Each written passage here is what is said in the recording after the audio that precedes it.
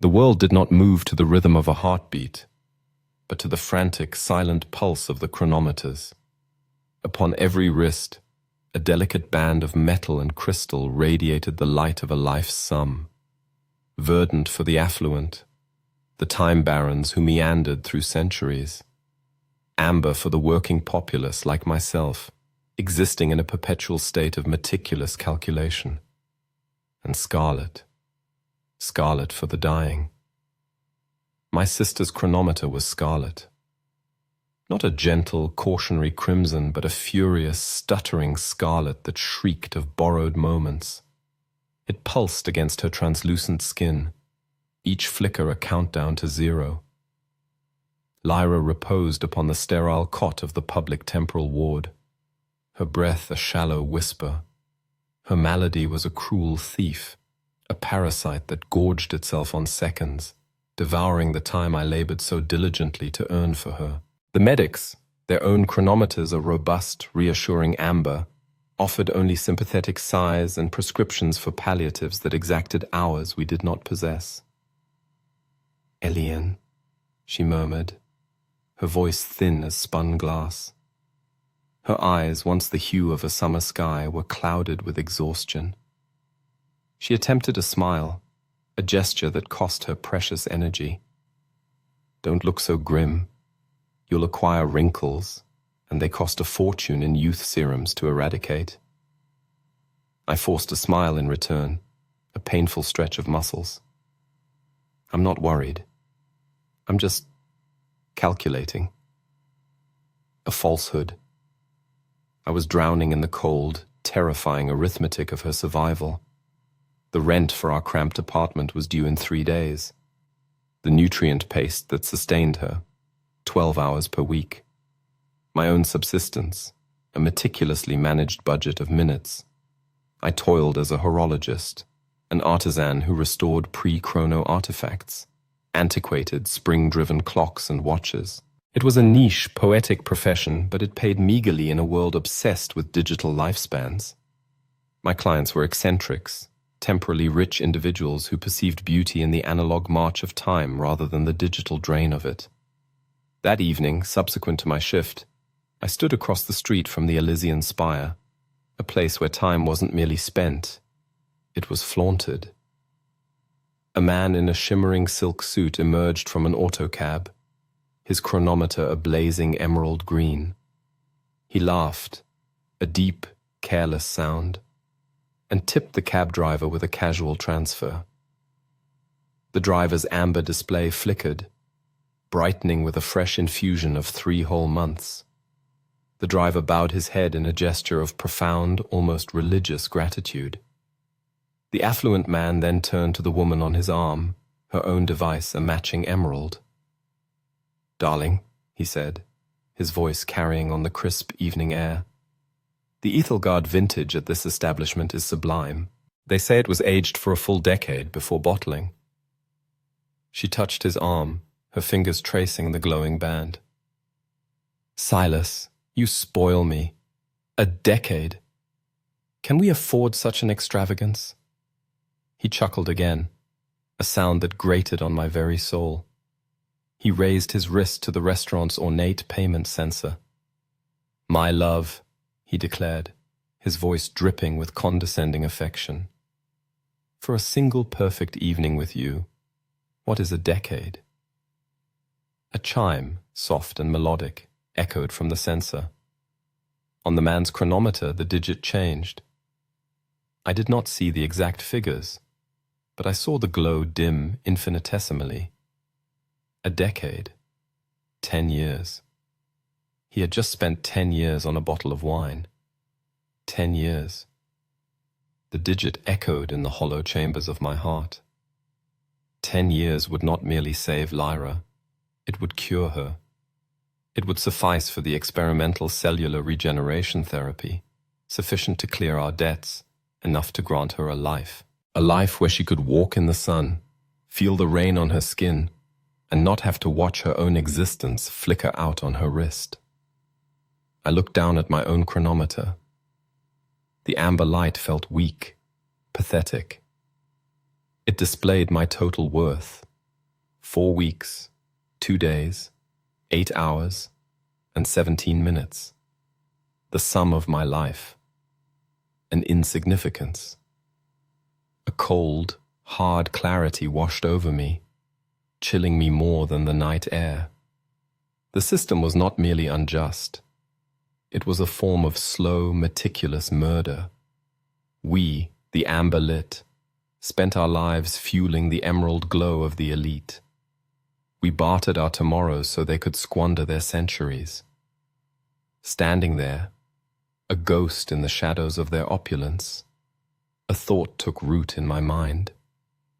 It was a dark and perilous seed, a violation of every law, both of man and of this new temporal nature. If the world measured a life in seconds, and I could not earn enough of them to save my sister, perhaps I would have to seize them.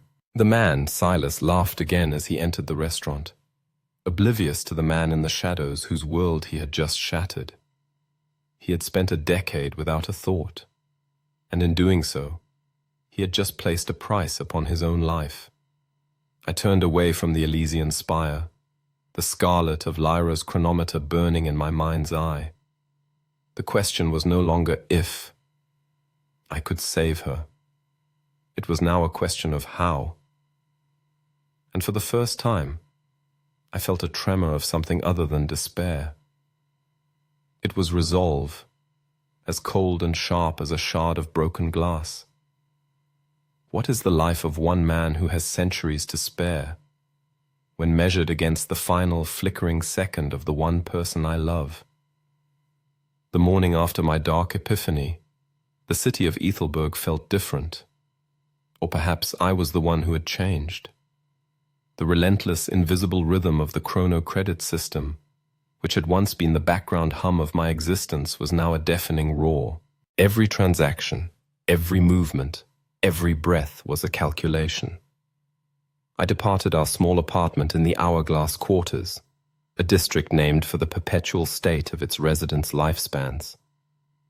The buildings were cramped, stacked one atop the other like forgotten files, their windows dark and weary. The air was thick with the scent of recycled nutrients and quiet desperation. As I walked, I saw the city's caste system painted upon every wrist. Down here, the dominant color was a nervous, flickering amber. Occasionally, one might see a flash of scarlet on someone old or unwell, and people would instinctively give them a wide berth, as if their temporal poverty were contagious. My first stop was the bakery. The smell of real, yeast-risen bread was a luxury. A single loaf, warm and fragrant, cost 25 minutes. I held my wrist to the payment plate. The baker, a stout woman with a permanently worried expression and a low amber glow, watched the transfer. My own chronometer dimmed slightly. 25 minutes gone, merely for a taste of something real for Lyra. It was a transaction I made every day, a small sacrifice of my future for a moment of her comfort. "Slow day, Elian?" she asked, her voice raspy. "They're all slow days, Maria," I replied, tucking the loaf into my satchel. "The rich become richer in time, and we just try to halt the clock." Her sigh was a cloud of flour dust. "Ain't that the truth? Heard they're raising the temporal tax on the bridge crossing. Another 30 seconds per trip." 30 seconds. It sounded like nothing. But 30 seconds twice a day, 5 days a week, was 5 minutes a week. Over a year, that was over 4 hours. 4 hours of my life, gifted to the city's administration, to the unseen eternals who governed the world from their gilded towers. The system was a masterpiece of attrition, bleeding us dry in increments too small to protest until we awoke one day and discovered we had nothing left. My workshop was across the river in the artisans' district. As I approached the Kronos Bridge, I saw the time wardens, clad in grey uniforms, their faces impassive. Their chronometers were a solid, state-sponsored amber green, a sign of their secure position. They monitored the flow of people, ensuring everyone paid the toll. A young man ahead of me, his chronometer flashing a panicked, low amber, argued with a warden. "I do not have it. My shift does not commence for another hour. Can't you let me pass? I'll be late and they'll dock my pay," he pleaded. The warden was unmoved. "The toll is 30 seconds. No payment, no passage. Those are the rules of the Accord." The Accord was what they called the global treaty that established the chrono-credit system 100 years ago, after the great economic collapse. It was sold as the ultimate meritocracy. Your time is your own. Your life is what you make of it. No more inherited wealth, no more unjust markets. Only the pure, incorruptible currency of time. It was the most perfect and most cruel lie ever told. I paid my 30 seconds and crossed, feeling the phantom drain on my wrist. The artisan's district was quieter, a place of focused work. My shop, the Cog and Pendulum, was a small, dusty space filled with the ghosts of a bygone era. Grandfather clocks stood like silent sentinels, their hands frozen. Cuckoo clocks, their birds forever caged. It was my sanctuary. Here, time was mechanical, tangible. I could hold a gear in my hand, feel the weight of an anchor escapement. It was a rebellion, in its own small way, against the ethereal, tyrannical time that ruled our lives. My employer and mentor, Master Valerius, was already there, polishing the brass face of a carriage clock. He was an old man, with a chronometer that glowed a soft, steady green. He was not a baron, but he had lived wisely, invested his time well, and had accumulated a comfortable buffer of several decades. "Good morning, Elian," he said, his voice as smooth as worn velvet. "You appear troubled." I began my work, disassembling a delicate marine chronometer. The tiny screws were a test of patience, a virtue that cost nothing. "Lyra is not well. The drain is accelerating." Valerius sighed, a long, mournful sound. He had always been kind to me, often fronting me a few hours when things were tight, to be paid back with overtime. The temporal plague is a cruel affliction. It respects no one. I will transfer you one day. It is all I can spare this month. My own family endowments are due. "Thank you, Master Valerius," I articulated, my voice raspy with both gratitude and profound shame. A single day, 24 hours. It represented a slender lifeline, yet felt infinitesimally small, akin to accepting a mere cup of water while witnessing one's dwelling consumed by flames. As I labored, the recollection of Silas, the individual from the Elysian spire, resurfaced. What constitutes a decade? His nonchalant disregard for a temporal unit capable of encompassing an entire childhood, a passionate love affair, or the attainment of mastery in a craft. It struck me as utterly profane. My thoughts turned to the mechanics underpinning a time transfer.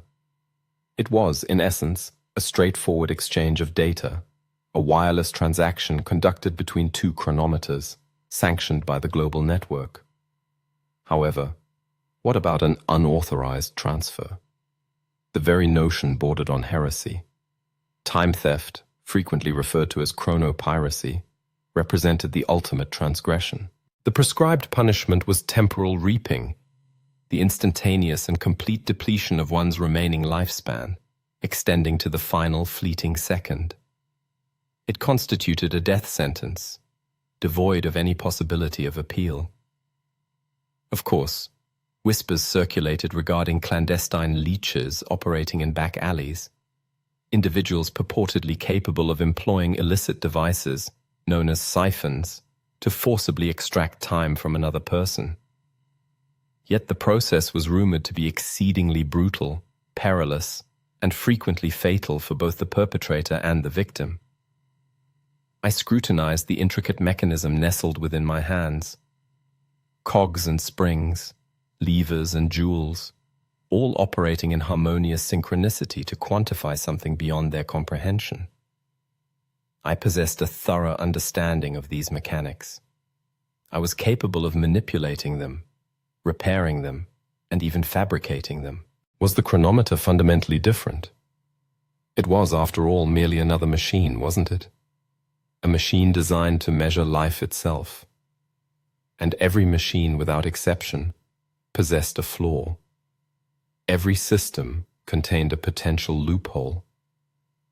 My hands froze. The diminutive brass gear I had been delicately holding slipped from my tweezers, landing on the workbench with a resounding clatter. Valerius glanced up, his expression etched with concern. "Elian, are you quite all right?"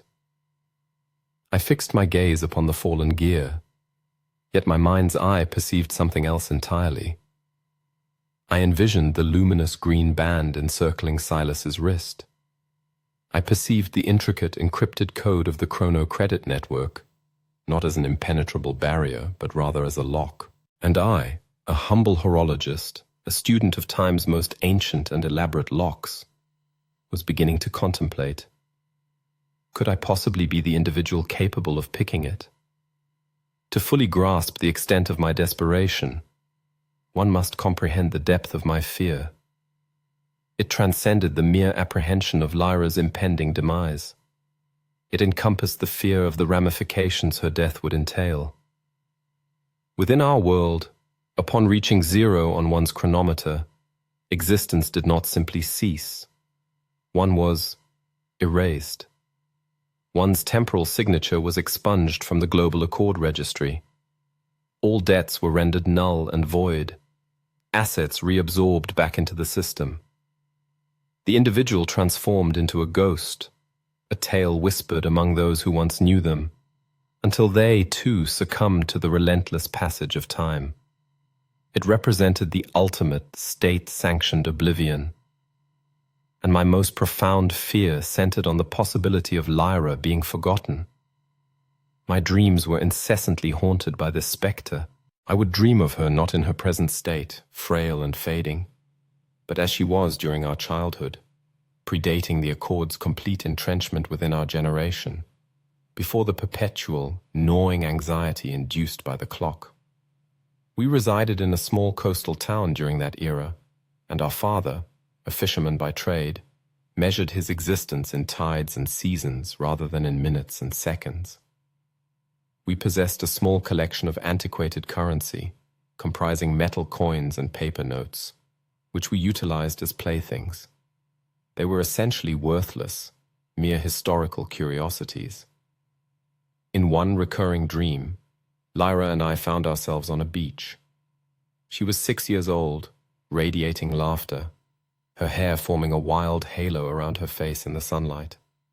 She busied herself digging in the sand, not in pursuit of seashells, but in search of old circular coins. "Look, Elian," she would exclaim, brandishing a tarnished piece of metal. "This one has a ship emblazoned upon it. It's a veritable treasure."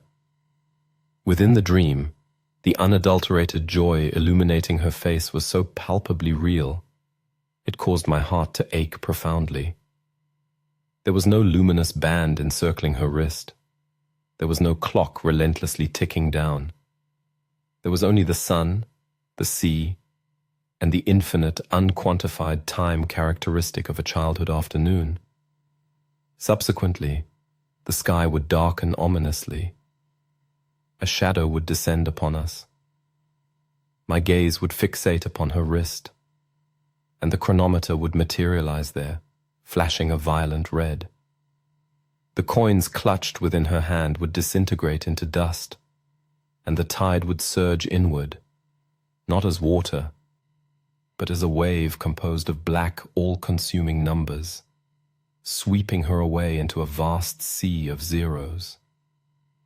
I invariably awoke with a silent scream trapped within my throat, accompanied by the phantom sensation of sand and ash clinging to my hands. This constituted the core of my internal conflict. I harbored a deep affection for my craft. As a horologist, I served as a custodian of a fundamentally different philosophy of time. The clocks I meticulously repaired were inherently honest. They measured time, but did not equate to it. A grandfather clock positioned in the corner of a room marked the passage of moments. It did not assert ownership of the moments themselves. Its rhythmic ticking served as a gentle reminder of life's inherent rhythm, rather than a countdown to its inevitable termination. My work represented a subtle act of defiance, a means of preserving a small flicker of that older, more sane world. The mere consideration of transforming into a chronopirate felt like a profound betrayal of that core principle. It signified an embrace of the system's central tenet, that time was a commodity to be pilfered, rather than a dimension to be experienced.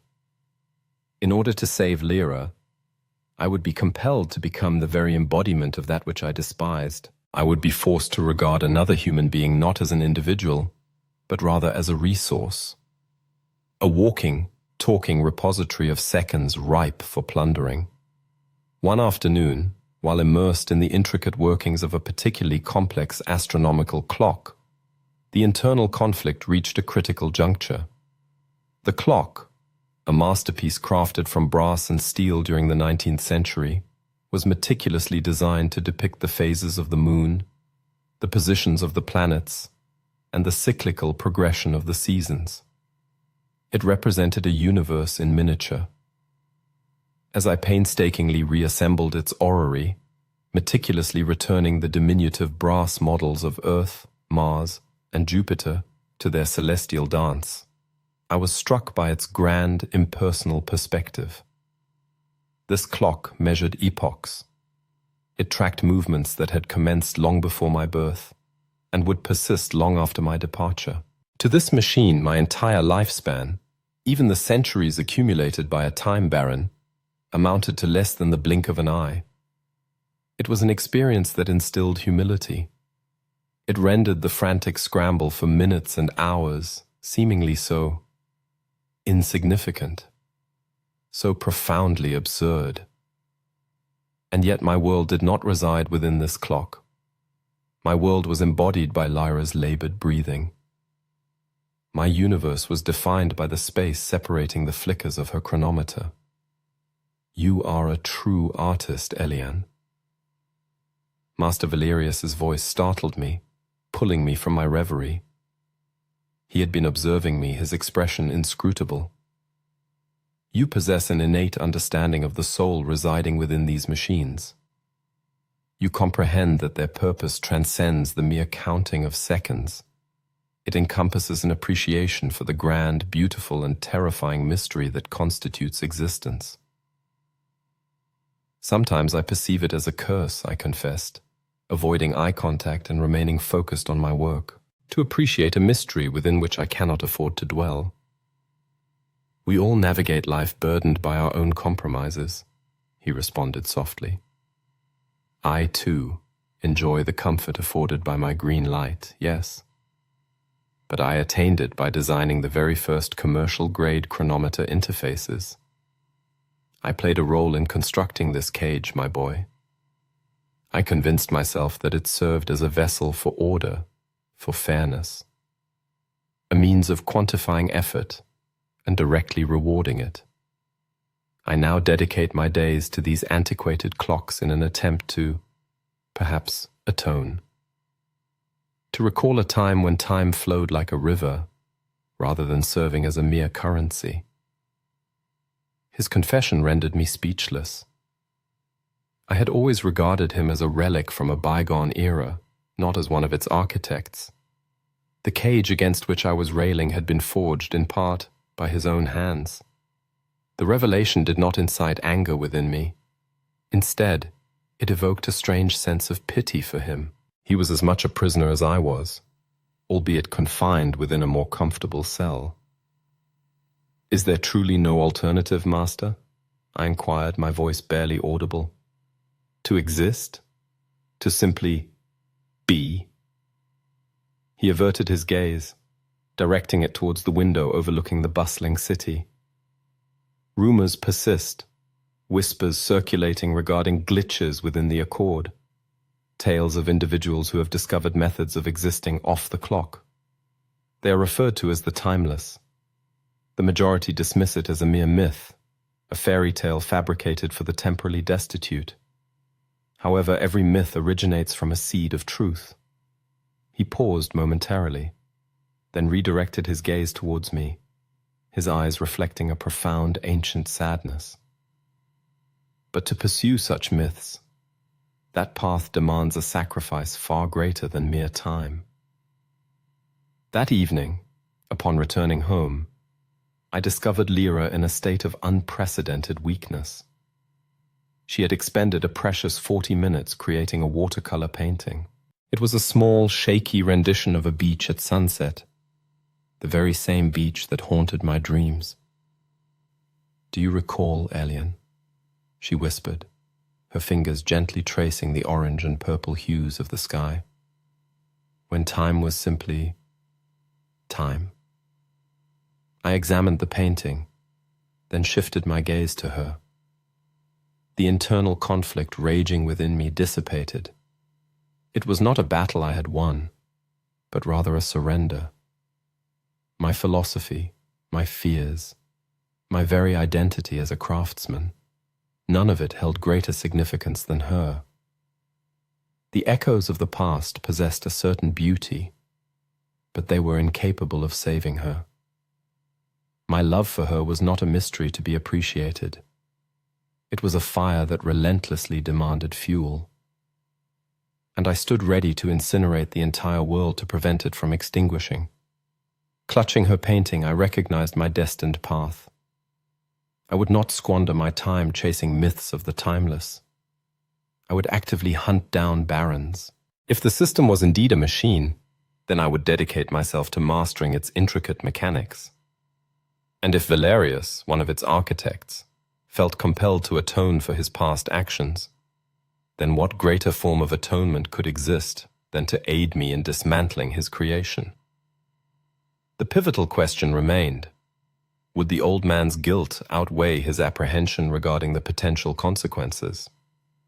The decision to act resembled the act of stepping off a cliff into the darkness. The ensuing fall was terrifying, yet the paralysis induced by merely standing at the precipice had become a form of death in itself. My initial step, however, did not lead me directly into the criminal underworld. It involved a final desperate attempt to adhere to the established rules, to exhaust every legitimate avenue before completely shattering them. My character, I reasoned, would be defined not solely by the boundaries I was willing to transgress, but also by those I had striven so diligently to avoid crossing. My intended target was the central time bank of Ethelberg, a monolithic structure constructed from black marble and reinforced glass that loomed ominously over the financial district. This was the epicenter where the city's temporal wealth was meticulously managed. It was a place of immense power, possessing the capacity to grant life-altering loans or foreclose upon an individual's entire existence. Entering the Grand Hall proved to be an exercise in intimidation. The floor was so meticulously polished that it flawlessly reflected the vast luminous Chronos display suspended from the ceiling, which showcased the real-time ebb and flow of the city's collective lifespan.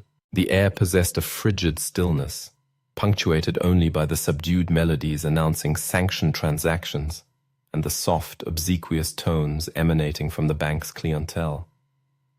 The tellers, their faces impassive, were stationed behind substantial crystal barriers, their chronometers exhibiting a uniform, vibrant green, an advantage conferred by their occupation. I procured a numbered ticket and commenced my wait. Surrounding me, others engaged in similar anticipation.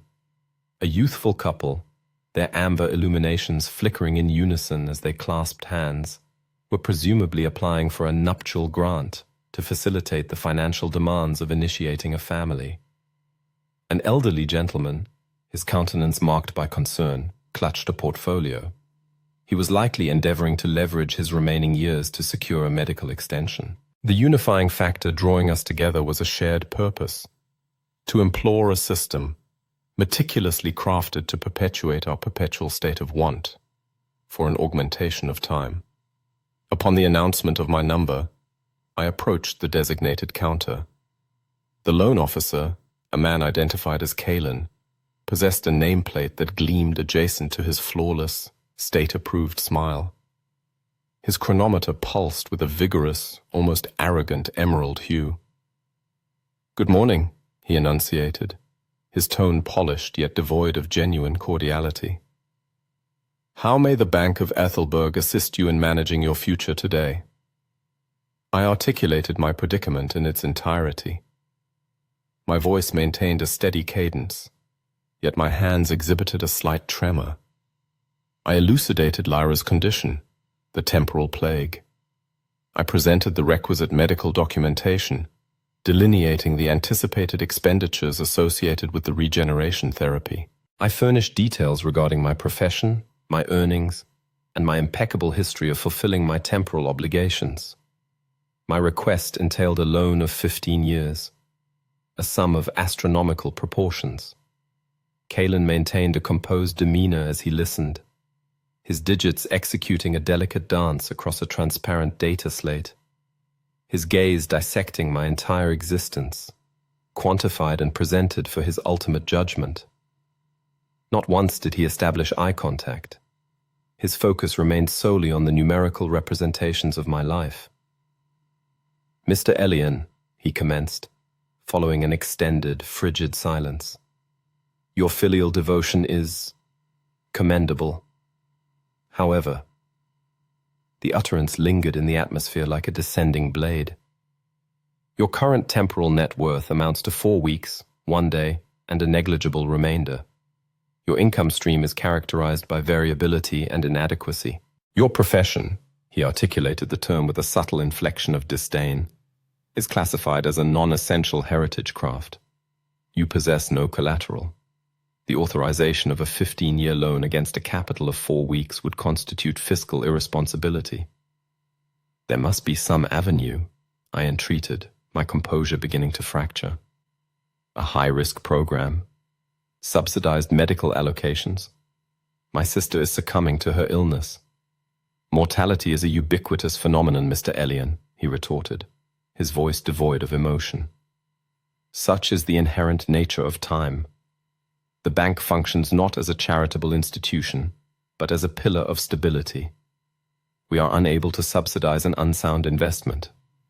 Your sister's ailment renders her, from a temporal economic standpoint, a non-viable asset.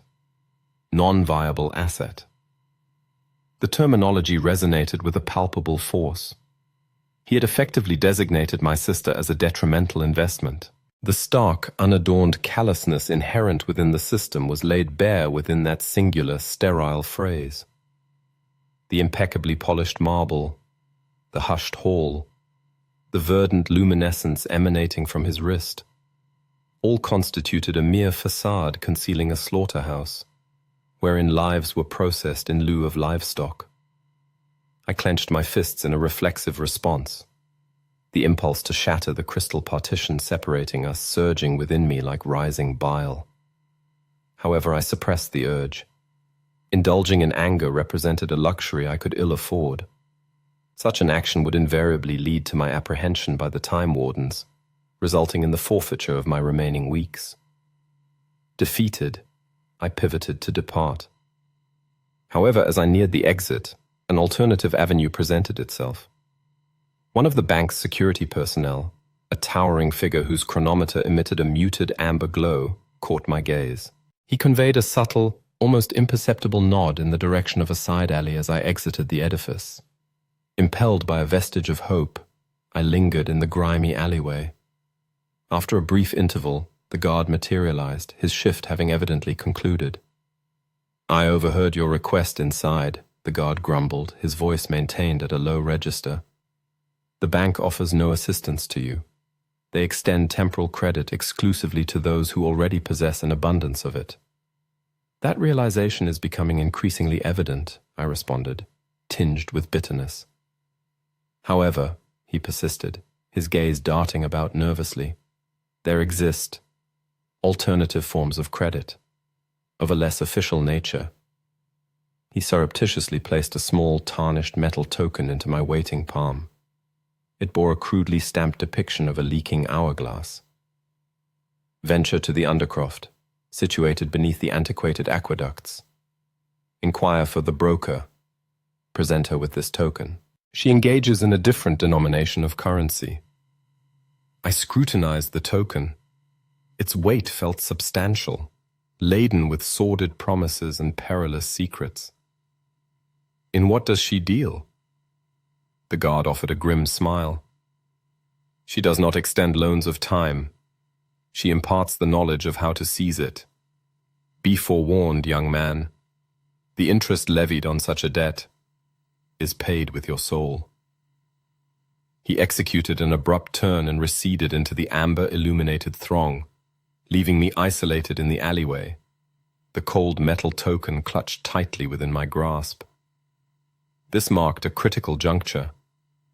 The final legitimate avenue had been summarily closed to me, and a clandestine illicit alternative had been unveiled. My trial of adhering to the established regulations had culminated in abject failure. My character had been subjected to scrutiny, and my noble intentions had proven worthless.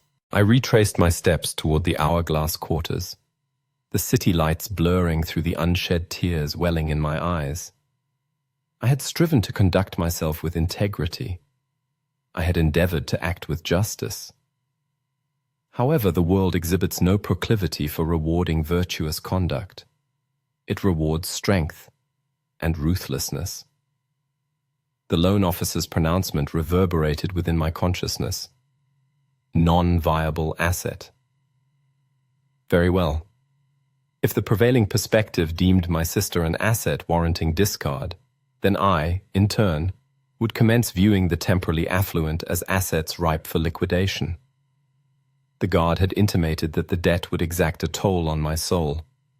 However, what intrinsic value did a soul possess within a world that exclusively valorized the remaining seconds of one's existence? Gazing intently at the grimy token, I pondered the identity of the broker and the nature of the formidable knowledge she possessed, a commodity of greater worth than time itself. The Undercroft defied accidental discovery. It constituted a festering wound within the city's underbelly, a labyrinthine network of dripping tunnels and neglected maintenance shafts, concealed beneath the majestic aqueducts of old Ethelberg. The atmosphere was characterized by frigidity and dampness, exuding the pungent odors of rust and stagnant water. The sole illumination emanated from the faint, illicit glows of tampered chronometers and the sporadic presence of improvised power lines. This represented the city's shadow realm, wherein those subsisting on borrowed or purloined time scurried with the furtiveness of rats within the walls. Adhering to the guard's cryptic directions, I located a formidable iron door emblazoned with the same leaking hourglass motif as the token. I initiated a series of knocks. A narrow slit was cautiously opened, and a pair of unwavering, suspicious eyes peered out. I presented the token for their perusal. The door emitted a groaning sound as it was reluctantly opened. The interior chamber resembled a chaotic workshop, a veritable nest of wires, disassembled chronometers, and bizarre, menacing-looking implements. Centrally positioned within this disarray, hunched over a workbench, was a woman. Her chronological age belied the steady, amber-green luminescence of her chronometer, her countenance serving as a roadmap of hard-earned years, her eyes radiating sharpness and intelligence. This individual, without a doubt, embodied the broker. The locals referred to her as Anya. "The bank guard dispatches yet another cohort of desperate fools my way," she stated, her gaze remaining fixed on her work. "He receives a commission, a few hours for each forfeited soul. What unique attribute distinguishes you from the rest?" "My sister," I replied, my voice echoing faintly within the damp confines. "She is afflicted with the temporal plague. I require 15 years. Anya finally deigned to acknowledge my presence. She emitted a brief, grating laugh.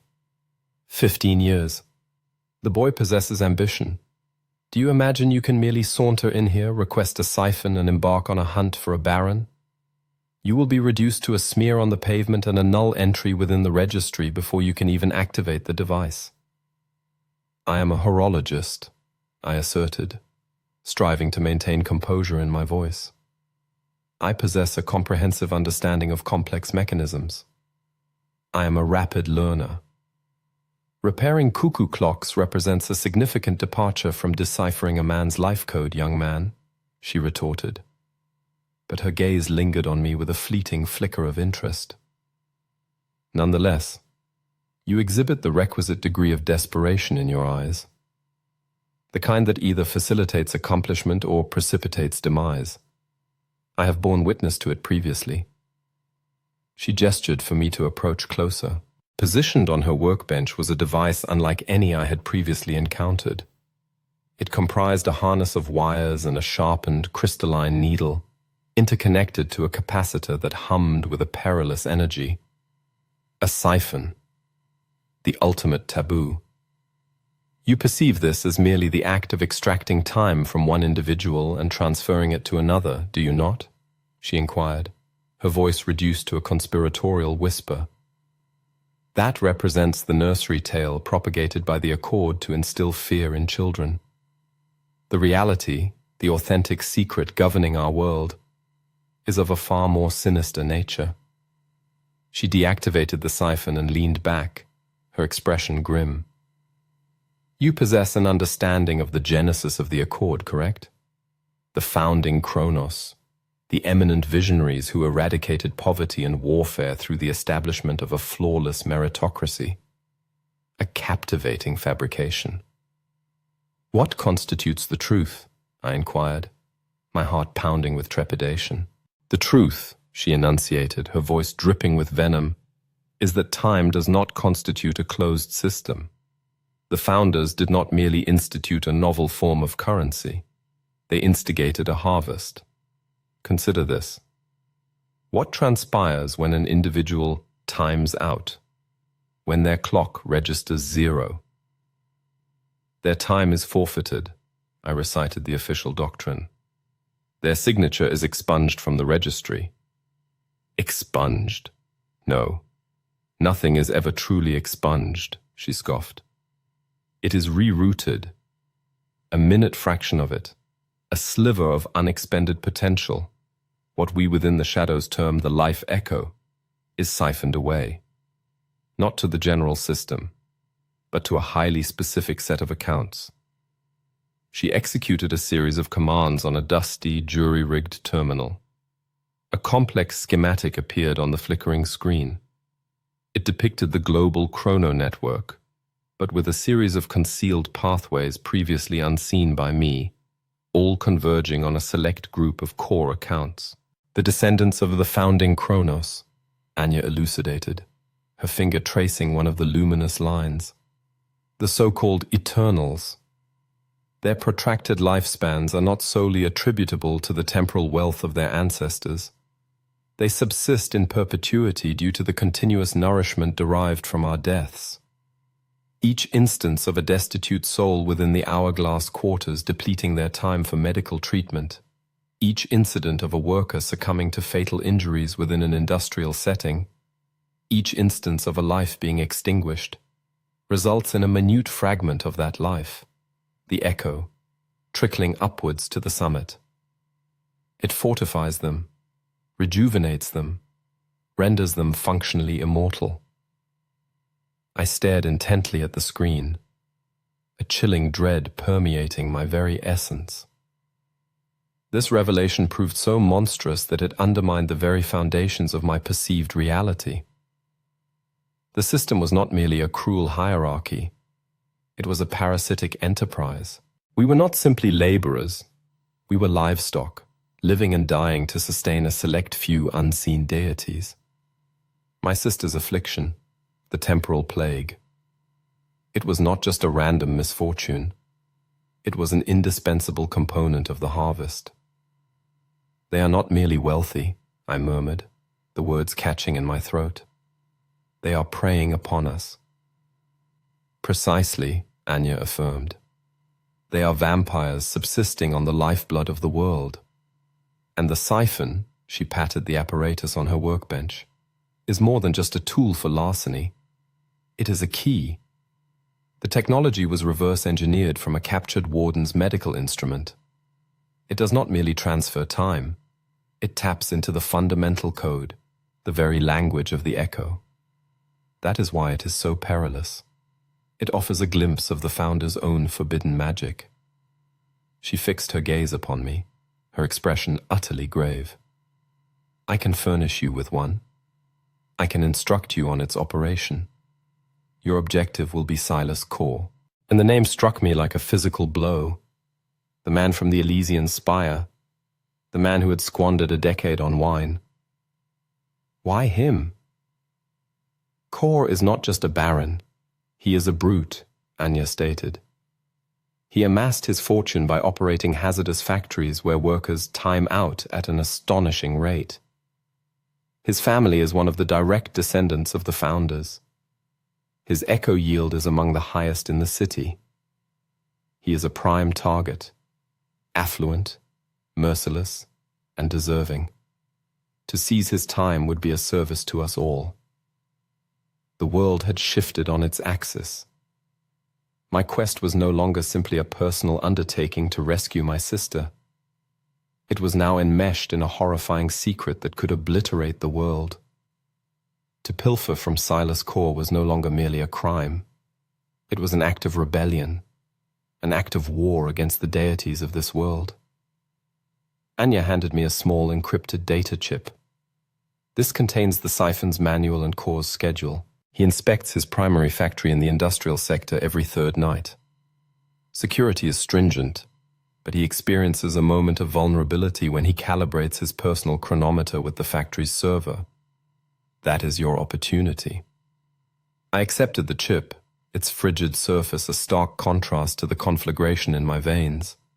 This was the point of no return. I was armed with a terrible weapon and an even more terrible truth. There is one more thing, Anya remarked as I turned to depart. The siphon has a failsafe. If the transfer is interrupted, or if the target's biometric signature resists too vehemently, it can generate a temporal backlash. It could incinerate both your chronometers, instantly zeroing you both out. It is not a pristine instrument. It is a bomb. Do you understand? I nodded, the weight of her words settling upon me. I was about to wage war with a vampire, employing a bomb as my weapon, all to save the one person who still evoked a time before the madness. But as I exited the Undercroft and re-entered the ticking city, a new question haunted me. If the Eternals were truly immortal, thriving on the deaths of millions, was Silas Core just a man? Or was he something more? And what transpires when you attempt to steal from a god? The factory was a behemoth of steel and smoke, squatting in the heart of the industrial sector. Its chimneys exhaled black plumes into the perpetually grey sky, and the air around it vibrated with the oppressive energy of 1,000 lives being expended. Inside, as Anya had depicted, was a hellscape of frenzied labor. Workers, their chronometers a desperate low amber, scurried between perilous clanking machines, their every movement a frantic attempt to outpace their own dwindling time. This was the altar upon which Silas Core sacrificed his workforce for his own temporal enrichment. For 2 nights, I observed from the shadows of a derelict edifice across the street, scrutinizing the patterns of the time wardens, the security checkpoints, the layout of the facility from purloined schematics on Anya's data chip. I practiced arming and disarming the siphon until the movements were second nature. The device felt alien in my hands, a cold fusion of elegant crystal and brutalist wiring. It was both a key and a weapon, hope and damnation, all encapsulated in one. My horologist's fingers, accustomed to the delicate dance of gears and springs, now traced the circuits of a machine designed to dismantle a life. On the 3rd night, The air was dense with a chemical haze that stung the eyes. It was time. Cor's armored vehicle, sleek and black as a coffin, drew up to the main entrance. He alighted, a mountain of a man in a fine coat, his emerald green chronometer a beacon of obscene wealth in this desert of temporal poverty. He was flanked by 2 personal guards, their own chronometers a healthy, solid green. My heart hammered against my ribs, a frantic drumbeat against the steady, disciplined training I had forced upon myself. I slipped through a breach in the perimeter fence I had located earlier, my movements silent and practiced.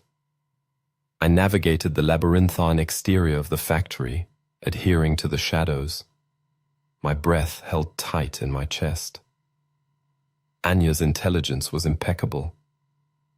Cor dismissed his guards, directing them to the main floor while he ascended to his private office overlooking the factory floor to execute his calibration.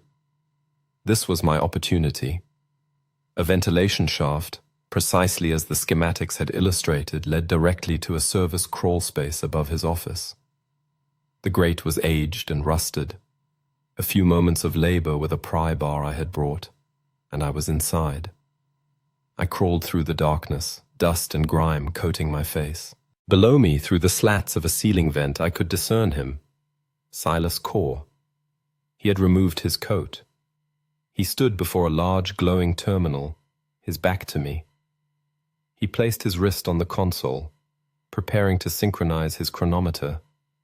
The air crackled with the energy of the impending data transfer. It was now or never. I took a deep, steadying breath, the lessons of my craft resurfacing. Patience, precision, a steady hand.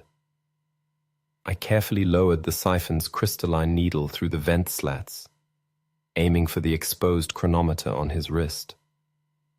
My own chronometer was synchronized to the siphon.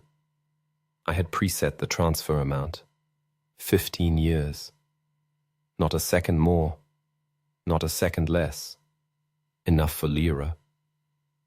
It was a robbery, yet it felt like a reclamation. The needle was inches away. My heart pounded. I could almost sense the years flowing into my grasp. A fine attempt, little clockmaker.